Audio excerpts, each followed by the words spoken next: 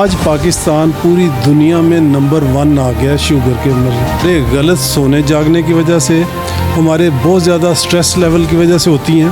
फ़र्ज़ करें एक बंदा 5 फुट का है तो उसका 60 इंच कद बना तो उसका वेट 60 केजी होना चाहिए। नाज़रीन, डॉक्टर तारिक महमूद मियाँ साहब हमारे साथ मौजूद हैं जो कि president academy of family physician हैं। आज मुख्तलिफ बीमारियों के हवाले से और उनके हल के लिए क्या तजावीज़ अहलियान लाहौर को वो देते हैं। उनकी क्लिनिक शुमाली लाहौर की सबसे मरूफ क्लिनिक है जहाँ जो शख्स आता है फैज़याब होकर जाता है। ये पुराना एक रिश्ता शुमाली लाहौर और लाहौर से उनका वाबस्ता है।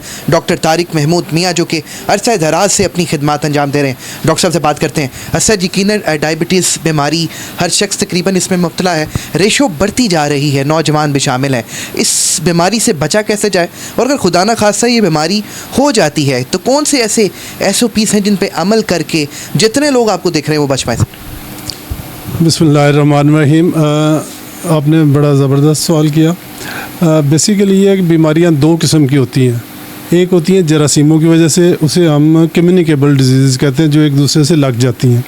एक होती है नॉन कम्युनिकेबल डिजीज़ जो जरासीमों की वजह से नहीं होती, हमारे लाइफस्टाइल की वजह से होती है।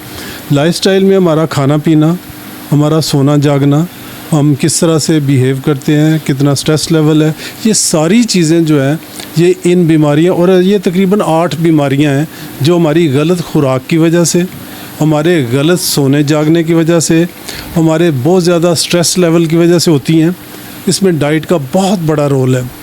अच्छा, इसमें sugar, blood pressure, heart disease, उसके बाद ब्रेन की बीमारियां, यादाश्त का जाना, अल्जाइमर, उसके बाद जिगर के ऊपर चर्बी आ जाना जिसको फैटी लिवर कहते हैं, फिर गुर्दों की बीमारियां, फिर ख़वातीन में पॉलीसिस्टिक ओवरीज़ यानी ओवरीज़ में जो सिस्ट बन जाती हैं थैलियाँ पानी की वो, और उसकी वजह से आगे इनफर्टिलिटी, और इसके अलावा कैंसर तक इसकी शुरुआत जो होती है हमारे पेट से होती है।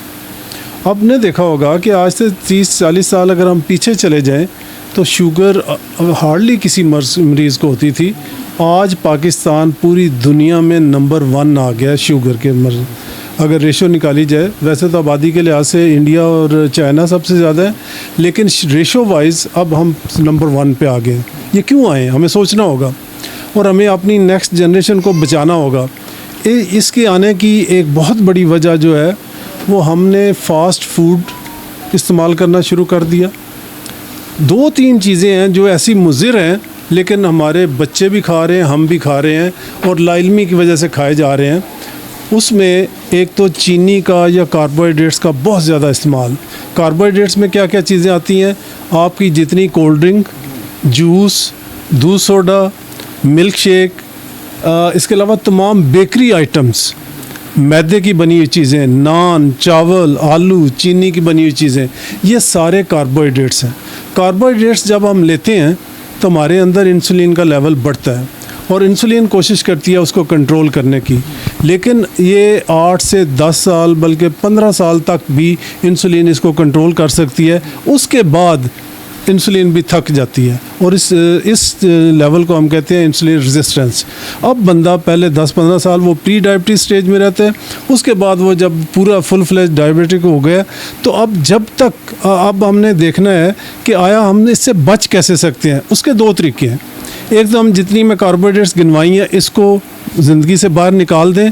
दूसरा तरीका है इंटरमिटेंट फास्टिंग।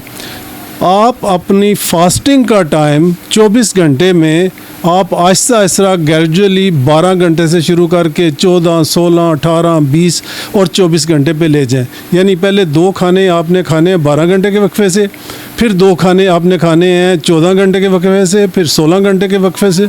यानी आपने 24 घंटे में अगर आपने 8 घंटे की ईटिंग विंडो है और बाकी 16 घंटे की आपकी फास्टिंग विंडो है, तो आहिस्ता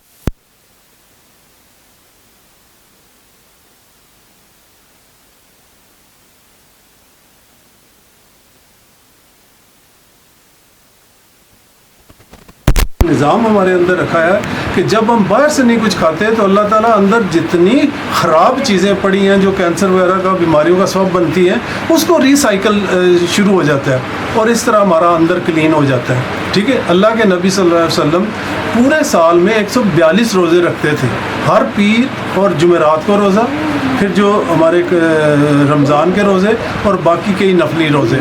तो रोज़ा रखना और देर से खाना, और इस दौरान जब आप प्रोलॉन्ग फास्टिंग करते हैं तो आप नींबू पानी, नमकीन, आप ग्रीन टी, ब्लैक कॉफ़ी और सेब का सिरका पानी में हल करके स्ट्रॉ के साथ, ये चीज़ें आप ले सकते हैं, लेकिन खा कुछ नहीं सकते। तो जब आप नहीं खाएंगे आपका पेट अंदर जाएगा। एक मैं टिप दे दूं कि जितना आपका कद है, जितने इंच, मतलब फ़र्ज़ करें एक बंदा 5 फुट का है तो उसका 60 इंच कद बना तो उसका वेट 60 kg होना चाहिए। 6 फुट का है तो उसका 72 kg होना चाहिए। तो हमारे यहाँ क्या आता है, डबल तक लोगों के वेट, और फिर जो पेट है वो अपनी हाइट से आधा होना चाहिए। यानी अगर 60 kg आपका या 60 इंच आपका कद है तो आपका 30 इंच आपकी वेस्ट होनी चाहिए। बगैर टेस्ट किए अगर किसी का पेट बाहर निकला हुआ है तो समझ लो वो इन 8 बीमारियों का कैंडिडेट है। अगर उसको अभी नहीं हुई तो प्रोसेस शुरू है, तो लिहाजा इसको कम कर लें तो हम 8 बीमारियों से बच सकते हैं। इंशाल्लाह हम नेक्स्ट इसी प्रोग्राम को जारी रखेंगे और कोशिश करेंगे कि हम बीमारियों से बचना कैसे है। पहले तो ये शुगर से कैसे बच सकते हैं, जिसको हो गई है उसको रिवर्स कैसे करनी है, और ये पॉसिबल है रिवर्स करना।